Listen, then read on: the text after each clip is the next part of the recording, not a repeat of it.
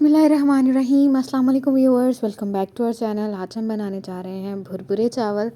बहुत ही क्रंची से बनते हैं, बहुत ही मज़ेदार होते हैं। तो चलें स्टार्ट करते हैं। सबसे पहले हमने ले लिया है एक बाउल, उसमें हमने 1 कप चावल ऐड कर दिए हैं।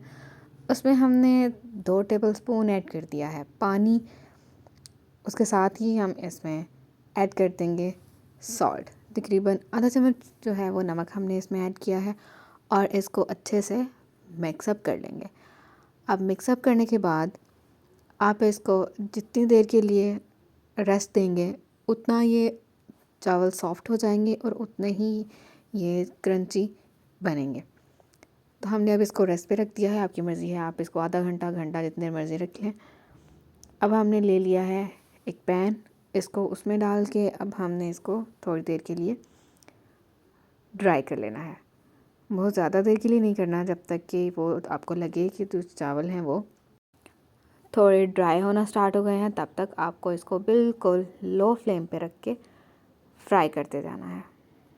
अब आप देख सकते हैं कि जो चावल हैं वो काफ़ी हद तक बिल्कुल ड्राई हो चुके हैं। देख सकते हैं आप, जब ये ड्राई हो जाएंगे तो इनको अलग से निकाल लेंगे। अब आपने एक कढ़ाई लेके उसमें आपने नमक ऐड कर दिया है, तकरीबन हस्बे ज़रूरत जितने आपके चावल हों उसके हिसाब से आपने मैक्सिमम नमक ऐड कर देना है, जिसमें आप उसको अच्छे से फ्राई कर सकें।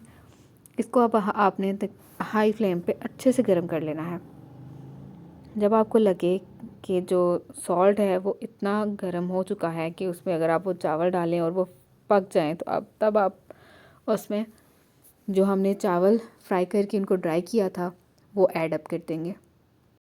चावल ऐड करने के बाद आपने फ्लेम जो है वो मीडियम कर देना है और इसको इस तरह से हिलाते जाना है जब तक कि आपको ये ना लगे कि जो आपके चावल हैं वो उनका कलर थोड़ा सा चेंज नहीं हो गया और वो बिल्कुल क्रंची से जो हैं वो रेडी नहीं हो गए। बहुत ज़्यादा कलर ब्राउन नहीं कर लेना, वरना ये जल जाएंगे। जैसे ही आपको लगे कि इन्होंने अपना कलर थोड़ा सा चेंज कर लिया है और ये अच्छे से पक गए हैं, तो आपने इनको निकाल लेना है। मीनवाइल अगर आप हमारे चैनल पर नए हैं तो हमारे चैनल को सब्सक्राइब कर लें, ताकि इस तरह की मज़ीद मज़ेदार सी वीडियोज़ आप तक पहुँचती रहें।